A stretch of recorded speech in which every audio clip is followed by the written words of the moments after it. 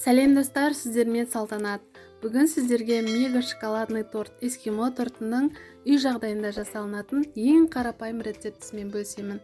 Видеоның соңына дейін қарап, лайк басып, каналыма тіркеліп кетіңіздер.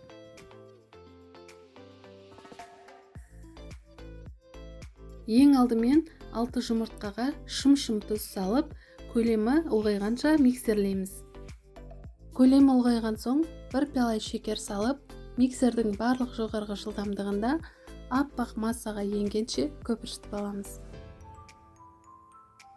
100 мл пиаламен өлшегенде шамамен жарты пиалай бөлме температурасындағы суды қосып, тағы да жақсылап су мен жұмыртқа біріккенше миксерлейміз.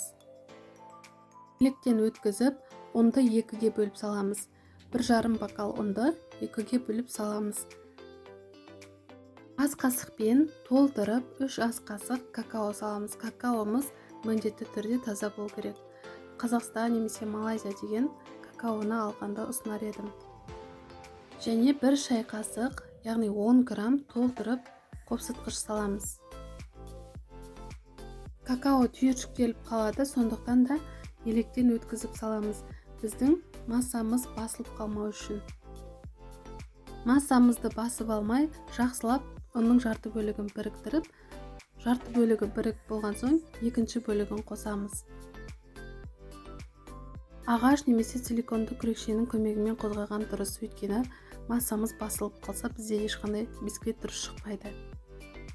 Пешімізді 170-180 градуста қыздырып, қызып тұрған пеште 40-45 минут бисквитті пісіріп аламыз.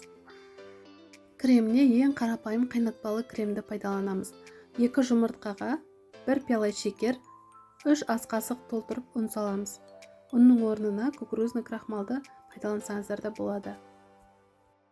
Түйіршіктері болмау үшін қою массамызды бірінші жақсылап біріктіріп аламыз.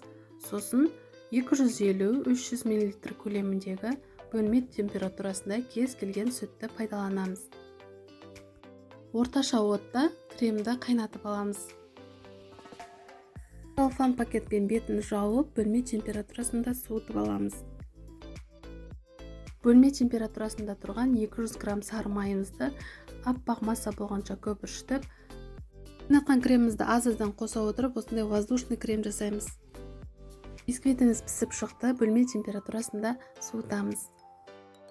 Бисквитті жіптің немесе кез келген пышақтың көмегімен 2 бөлікке бөліп, міндетті түрде бисквитіміз қалың болғандықтан кез келген пропитканы пайдалансаңыздар болады.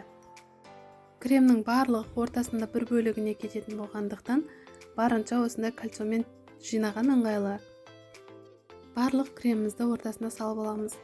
Егер 3 бөлікке бөлетін болсаңыздар, 2 бөлік етіп кремді саламыз. Бисквитті бетін жауып тоңазытқышқа қоямыз.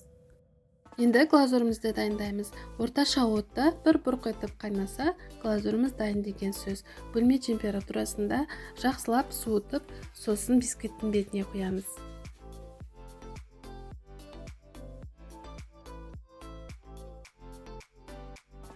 Әрине, глазурды ұнатпайтын болсаңыздар, кез келген өзіңіз ұнататын шоколадпен алмастыруға болады.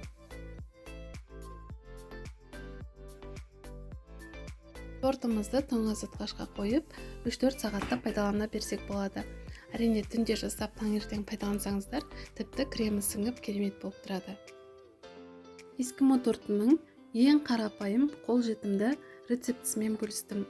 Рецепт ұнаған болса, лайк басып, пікір қалдырып, келесі видеоларымды жіберіп алмау үшін каналыма тіркеліп, қоңырауша белгісін басып қойыңыздар. Амандықта жүздескенше, қош сау болыңыздар.